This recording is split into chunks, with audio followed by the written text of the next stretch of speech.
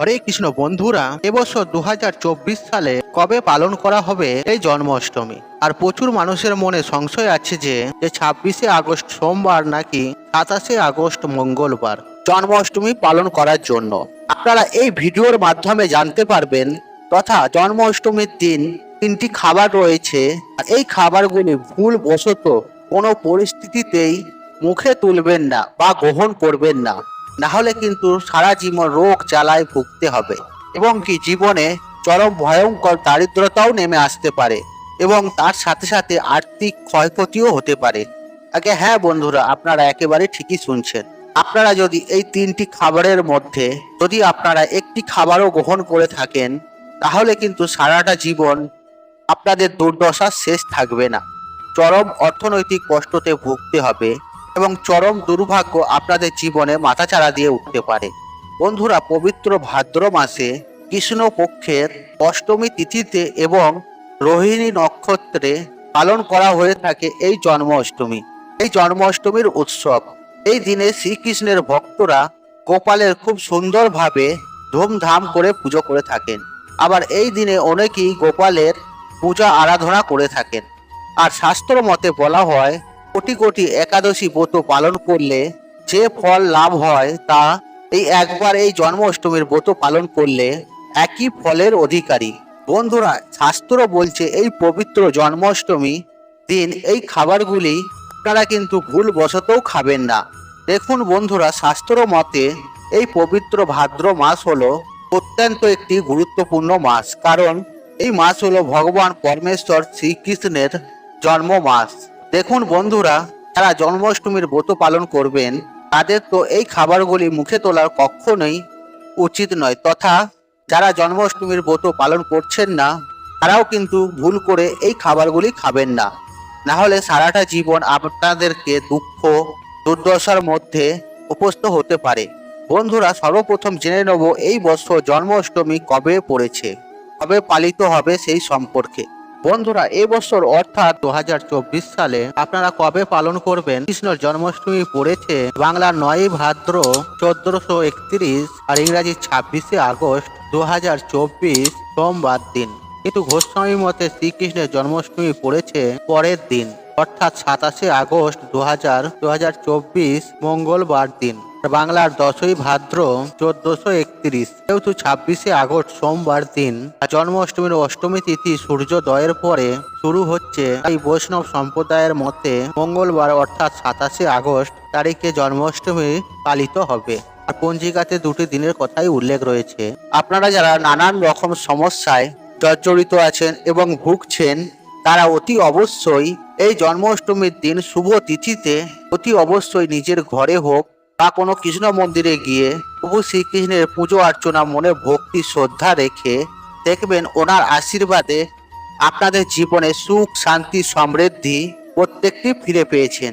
বিশেষ করে যারা রোগ ব্যাধি জ্বালা যন্ত্রণায় ভুগছেন এবং জড়িয়ে আছেন, ধরুন যাদের জীবনে অর্থনৈতিক কষ্ট রয়েছে, যারা বিভিন্ন সমস্যায় জর্জরিত হয়ে আছেন, তারা অতি অবশ্যই জন্মাষ্টমীর পবিত্র দিন বাড়িতে বসেই শ্রীকৃষ্ণের পূজা আরাধনা করা আবশ্যক। এছাড়াও যারা জন্মাষ্টমীর ব্রত পালন করেন তারা অকাল মৃত্যুর হাত থেকে রক্ষা পান এবং কি পরজন্মে বৈকুণ্ঠ ধাম লাভ হয়। এছাড়াও যাদের ঘরে ছোট্ট গোপাল সোনা রয়েছে তারা এই জন্মাষ্টমীর ব্রতটি পালন করে থাকেন। যারা কৃষ্ণের ভক্ত, যারা অপেক্ষা করে থাকে এই দিনটির জন্য, এই দিনটিতে কৃষ্ণ গোপালকে সাজ শৃঙ্গার করানো হয়, ওনার পছন্দ মতন নৈবেদ্য ভোগ নিবেদন করা হয়।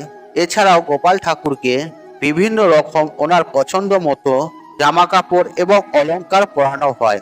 খুব সুন্দরভাবে কিন্তু ওনাকে সাজানো হয়, ঠিক যেমন নিজের ছেলের মতনই গোপাল সোনা জন্মদিন পালন করা হয় এই জন্মাষ্টমী তিথিতে এবং খুব ধুমধাম করে বাড়ির প্রত্যেকটি সদস্যরা আনন্দ সহকারে এনার পুজো অর্চনা করেন।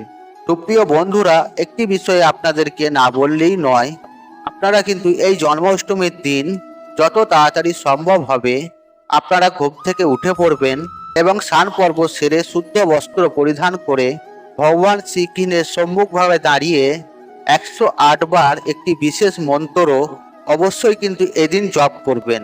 ওম নম বাসুদেবায় গোবিন্দায় নম। দেখবেন এই মন্ত্রটি জপ করার ফলে আপনার জীবন থেকে সমস্ত রকমের নেগেটিভ এনার্জি, অশুভ শক্তি এগুলি কিন্তু বিদায় নেবে এবং আপনার জীবনে অত্যন্ত শুভ শক্তির আগমন ঘটবে এবং আপনার জীবনে সুখ, শান্তি, সমৃদ্ধি ভরে থাকবে। বন্ধুরা, আপনি যদি শ্রীকৃষ্ণের একনিষ্ঠ ভক্ত হয়ে থাকেন আর শ্রীকৃষ্ণের যদি আশীর্বাদ পেতে চান, তাহলে কমেন্ট বক্সে জয় শ্রীকৃষ্ণ লিখে কমেন্ট অবশ্যই করুন। এতে শ্রীকৃষ্ণের আশীর্বাদ সদা সর্বদাই আপনার উপরে থাকবে এবং আপনার পরিবারের উপরে থাকবে। এই একটি কমেন্ট ছোট্ট করে জানাবেন।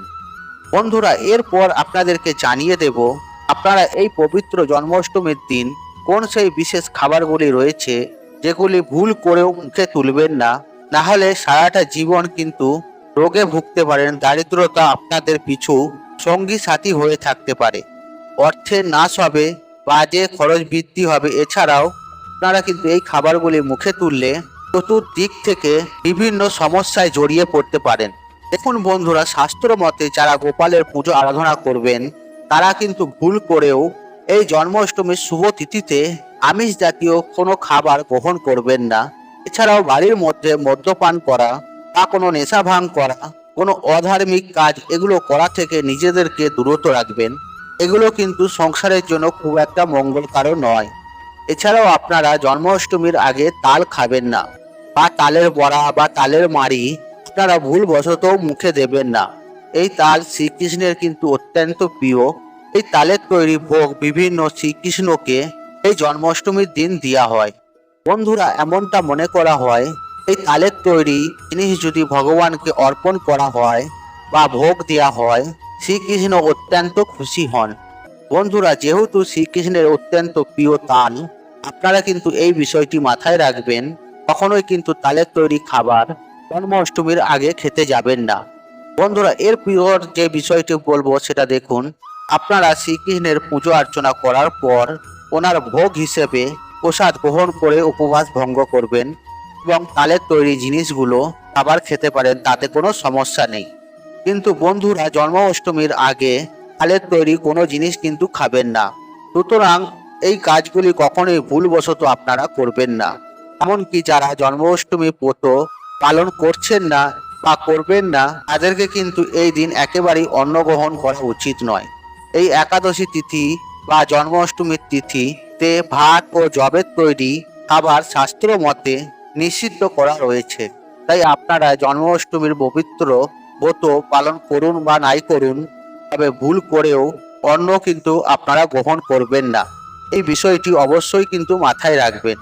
বন্ধুরা, এছাড়াও আপনাদেরকে আরেকটি বিষয় জানিয়ে রাখি, এই জন্মাষ্টমীর দিন ভুল করেও পঞ্চ রবি শস্য মুখে তুলবেন না। তাহলে দেখবেন শ্রীকৃষ্ণের আশীর্বাদে আপনার জীবনে উন্নতি ঘটবে এবং অখণ্ড সৌভাগ্যের অধিকারী হবেন। সাথে আপনাদের জীবনে সুখ, শান্তি, সমৃদ্ধি বৃদ্ধি হবে। সেই সঙ্গে সকল বিপদের হাত থেকেও কিন্তু রক্ষা পাবেন। ঠিক তেমনই আপনারা সারাটা জীবন সুস্থ ও নিরোগ থাকবেন এবং পারিবারিক সমস্যা কমবে। আপনাদের ক্ষেত্রে মান সম্মান বৃদ্ধি পাবে। বন্ধুরা, যাই হোক, এই যে আপনাদের কয়েকটি খাবারের কথা বললাম, আপনারা যেমন এই জন্মাষ্টমী তিথি চলাকালীন আপনারা খাবেন না। আর একটা বিষয় আপনাদেরকে বলে রাখি আমি, যারা ধরুন একেবারেই নির্জলা উপবাস করতে পারেন না কোনো শারীরিক কারণে, তারা কিন্তু দুধ, দই, কোনো ফল আহার গ্রহণ করেও এই শ্রীকৃষ্ণের জন্মাষ্টমীর ব্রতটি খুব সুন্দরভাবে ঘরে বসে পালন করতে পারেন। তবে শাস্ত্র মতে বলা হয়েছে শ্রীকৃষ্ণের ব্রত পালনে নির্জলা উপবাস দিয়েই কিন্তু করতে হয়। আর যদি একান্তই না পারেন, সেক্ষেত্রে আপনারা দুধ, ফল আহার করেও দই মিক্সার বানিয়েও কিন্তু আপনারা এই জন্মাষ্টমীর ব্রতটি পালন করতে পারেন।